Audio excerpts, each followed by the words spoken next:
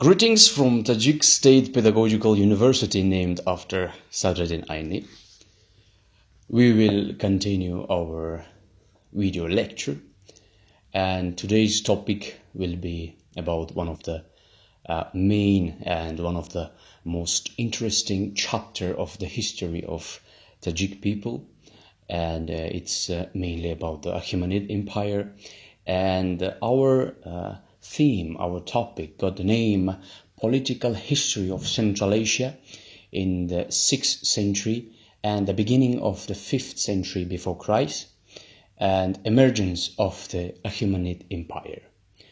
So here we will stay more about the time of the 6th and 5th century before Christ, and especially we will tell you about some lost chapters, lost enlightenments of the Achaemenid Empire.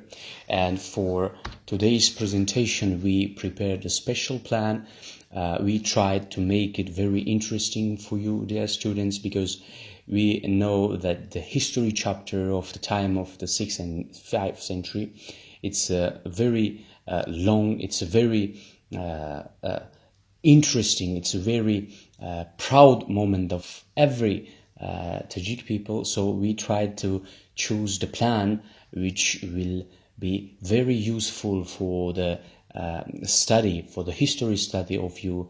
And first plan, it's about the Achaemenid Empire, where we will tell you about the rise of the Achaemenid Empire, the culture, the tradition, the time, the civilization which they owned. Later we will say about the Cyrus the Great, the founder of the Achaemenid Empire, and also we will say about the chapter of Cyrus and Tomiris, and the last one will be about the uprising against the Achaemenids and the reign of Darius I. So it will be very interesting lesson.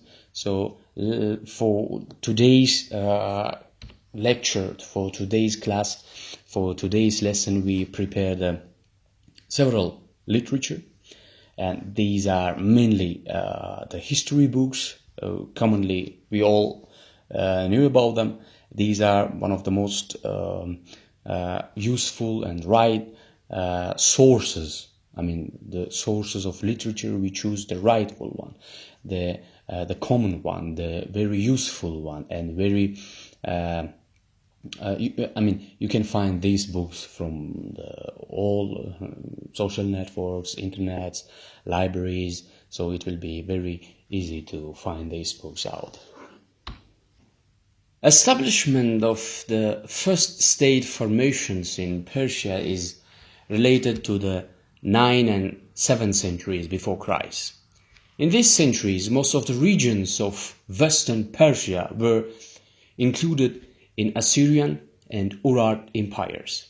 To Assyria belonged the regions which later became the center of the Median kingdom. Persian tribes of southwestern Persia, which were headed by the Achaemenid state or Achaemenid empire and subjected earlier to the kings of Elam, and also recognized their dependence on Assyria around 640 centuries before Christ.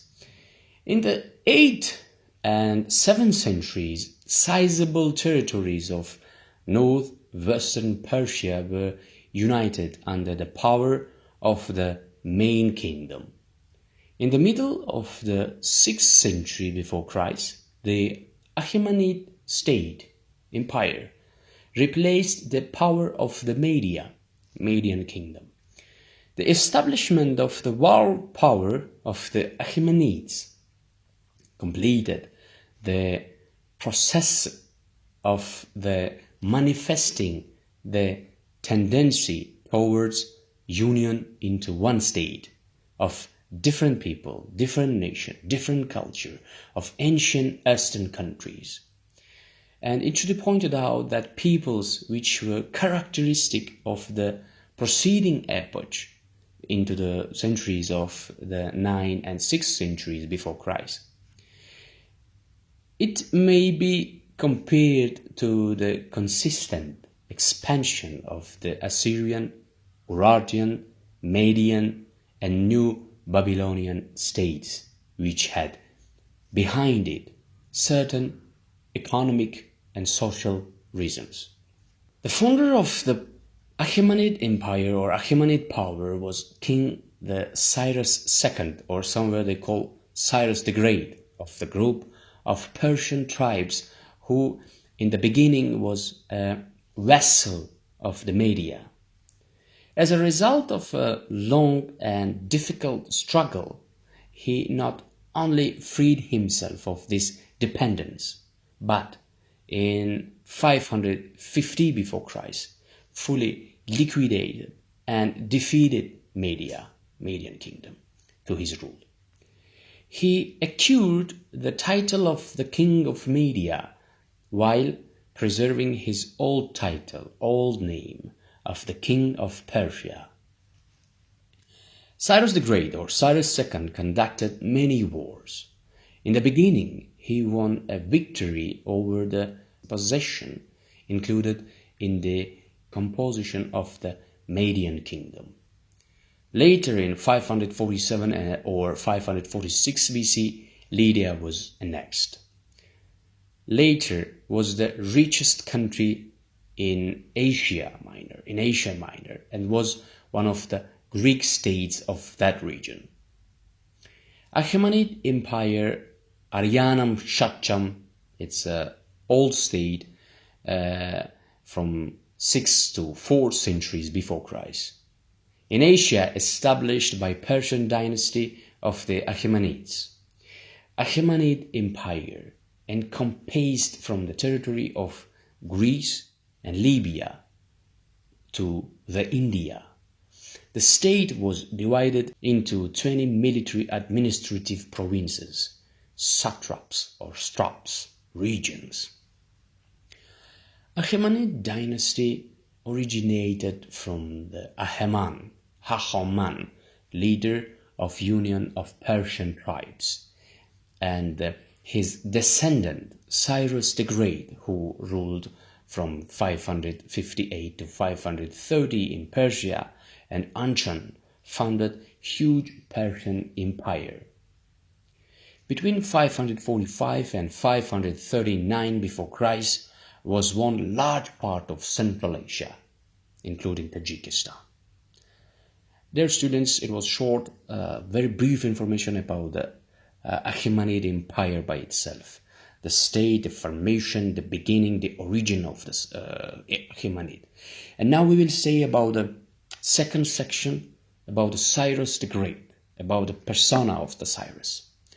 Cyrus II, we are told that Cyrus was the grandson of Tajiks on his mother's side, but that did not stop him wanting to shake off the Median yoke, Median territories. By 552 before Christ, he had formed the Persian tribes into a federation. It should be pointed out that it began a series of uprisings of Cyrus in the time of the rule of him. Cyrus took the title of Shah or Shah, king of Persia, and built a capital on the site of his victory, which he called Pasargad or Pasargad, after his tribe. The reign of the Cyrus lasted about 30 years. His empire took root with his conquest of the Median Empire, then the Lydian Empire, and eventually the New Babylonian Empire. He also led an expedition into Central Asia. He came to conquer Central Asia. Dear students, let's see what was written in the declaration of our ancestor, the proud Cyrus the Great. It's very interesting. Listen carefully. You will learn something from the Cyrus. I am Cyrus, king of the world, great king, mighty king, king of Babylon, king of the land of Sumer and Akkad, king of the four quarters, son of Cambodia, great king, king of Anshan, grandson of Kurash, great king, king of Anshan, descendant of Teispes, great king, king of Anshan, progeny of an ending royal line, whose rule Bel and Nabu cherish, whose kingship they desire for their heart's pleasure. When I well disposed entered Babylon, I set up a set of domination in the royal palace, amidst jubilation and rejoicing. Marduk, the great god, caused the big-hearted inhabitants of Babylon to me. I sought daily to worship him. At my deeds Marduk, the great lord, rejoiced, and to me Korash, Cyrus, the king who worshipped him, and to Cambodia, my son, the offspring of my loins, and to all my troops, he graciously gave his blessings, and in good spirit before him we glorified exceedingly his high divinity. I gathered together all their inhabitations, and restored to them their dwellings. The gods of Sumer and Akkad, whom Nabonidus had to the anger of the Lord of the gods brought into Babylon, I, at the bidding of Marduk, the great Lord, made to dwell in peace in their inhabitations, delightful abodes. May all gods whom I have placed within their sanctuaries address a daily prayer in my favor before Bel and Nabu, that my days may be long, and may they say to Marduk, my lord. May Cyrus, the king, Korash, who reverses thee, and Cambodia, my son. Now that I put the crown of kingdom of Persia, Babylon, and the nations of the four directions on the head, with the help of God Ahura Mazda, I announce that I will respect the traditions, customs, and religions of the nations of my empire, and I never let any of my governors and subordinates look down on or insult them until I am alive. Each is free to accept it, and if any of them rejects it, I never resolve on war to reign. Until I am the king of Persia, Babylon, and the nations of the four directions, I never let anyone oppress any others, and if it occurs, I will take his or her right back and penalize the oppressor. And until I am the monarch, I will never let anyone take possession of movable and landed properties of the others by force or without compensation. Until I am alive, I prevent unpaid forced labor. Today I announce that everyone is free to choose a religion. People are free to live in all regions and take up a job provided that they never violate others' rights. No one could be penalized for his or her relatives' faults. I prevent slavery, and my governors and subordinates are obliged to prohibit exchanging man and woman as slaves within their own ruling domains. Such as traditions should be exterminated the world over. I implore the God to make me succeed in fulfilling my obligations to the nations of Persia, Babylon, and the ones of the four directions. Cyrus the Great, Korash. And there, students, it should be pointed out, it should be mentioned out that Cyrus the Great had really power, really had reigned over the 20 military, administrative satraps, regions. It starts from the territory of Europe until the north of India. It had 20 military administrative satraps, and also it had about 50 million population. Traditions, customs, religions, all were mentioned free to the declaration of Cyrus the Great. And if we talk about the personality of the Cyrus, we mentioned that Cyrus was the great, the most merciful, the most peaceful king of the world. According to the most of the historian books, Cyrus the Great was first mentioned in Holy Book Bible, as he went, according to the declaration of him, when he went to Babylon and made free the people of the Babylonian from the slavery, from the buying the human being or doing some like illegal stuff there. He stopped all of the corruption, all of the unrightful things there. He was mentioned in Bible, and even in the history of Jewish people, he is mentioned as a merciful king.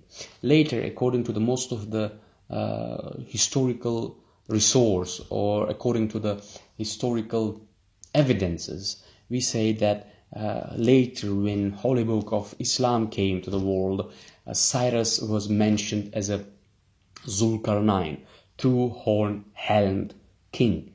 And according to some stuff which they discovered from the territory of the Cyrus time, from Iran, from Uzbekistan, from Tajikistan, from Afghanistan, most of the artifacts proves us that the theory of being Cyrus as a two-horned king or Zulkarnain is a rightful one, because otherwise most of the people say, most of the historians mention that Alexander the Great was the Zulkarnain. But if we look at the history of Alexander, we see different history, we see different feedbacks, we see different storytelling from the time of the Alexander. And dear students, let's stay in. So if we talk about the history of the Achaemenids, especially about Cyrus the Great, we will talk hours and hours, because it's not enough for us to tell you about all the good deeds of the Cyrus the Great. So, dear students, let's stay in the third chapter of our presentation for today. It's about Cyrus and Tomiris. According to the most of the historical books, Cyrus was killed by the king, the queen of the Massagettian tribes or Massagettian state, Tomiris. The historians, some of them says yes, Cyrus was killed by Tomiris. Most of them, they say that in the battle of them, Tomiris was wanting the death of the Cyrus, and most of the people say that when Tomiris killed the Cyrus, she cut the head of Cyrus and put the skull of the Cyrus in the blood, and she said that let's full from the blood of humanity. So it's a theory of the most of the scholars, it's sayings of the most of the scholars, and as we stay in the book of Tajiks of the Bobojon Ghafurov, we also follow the theory of that Cyrus was killed by Tomiris. Tomiris, according to the most of the historians, she was defender. She was the queen who tried to protect the land of herself, the people of herself, the culture, tradition, religion, the territory of herself. So if we look at the history, we see that Tomiris, she is brave, she is very merciful, very young, and very strong queen who tried to defeat the people of herself. So it depends on which theory do you believe, but still, according to the most of the history books, it's true. It's a history part of Tajiks. And uprising against the Achaemenids. It's the 4th chapter of our today's presentation plan.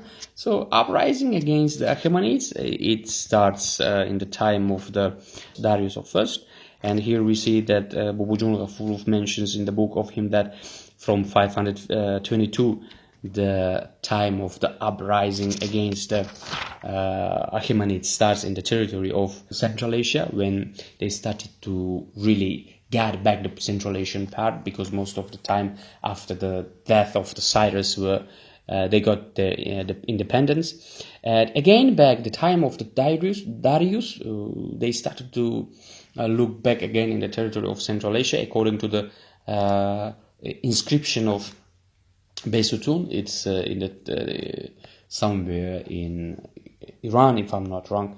There was an inscription about some battle scenes of Darius first. There was written some evidences about this battle, and also as the Darius first was a follower of the Zoroastrian religion, he also says there about some sayings, some greetings telling to Ahura Mazda. According to Greek historian Polian, Bobojun Ghafurov mentions that Shirak, brave son of Tajik nation, brave son of Tajik people, strong, very clever, tried to get under the belief of the Darius army, the army of the Achaemenids, and make them fool. And he mentions that he wanted to guide them, and as they believed to Shirak that he can help them, so they believed him. They followed his guidance, and he guided them, the army of the Darius, to the desert, to the place where no water, struggling times, struggling territory, and the army, the great army of the Darius, Achaemenids time, they were under the struggle because it's a desert. So when they tried to kill him, when they tried to cut the head of the Shirak, and in that time he says, and Bobojun Ghafurov mentions very in a 2-sentence very beautiful sayings like "Man ghalaba ro ba dast ovardam, zero baroy az sari hamvatanoni khodam sakkoyi ho dur kardani falokat yani force ha ro az gushnagi vu tashnagi ba halokat suporidam." In the last they cut the head of Shirak, but see the saying, I tried to protect my land, I tried to protect my people, I tried to protect my homeland, my family from the enemies, and I made them fool. So he was with a smile. Bobojun Ghafurov mentions that with a smile he was telling these sentences. Dear students, the history page of Tajik people, it's most of the chapters mentions very sadly, most of the chapters very proudly, but it's a history page of our country. It's the history page of our nation. It's the history page of our ancestors, and we should learn about them. So, dear students, if you want to learn more about this paragraph, if you want to learn more about the Achaemenid Empire, Cyrus the Great, Cyrus and Tomyris uprising against the Achaemenid and the reign of the Darius time, I recommend you the book of Tajiks of Bobojun Ghafurov, which is very, very rightful sources, literatures, informations, mentions, and this is the really a useful book for all of you, and I recommend this book for other information. And for today's class, for today's presentation, it will be enough for us, because we said more about the Cyrus the Great, Cyrus Cylinder, Cyrus and Tomyris, and I hope that this video lecture was very useful for you. In the next class, in the next sections of our video lecture, we will tell you more about other history pages of Tajik people. For now, thank you for your attention.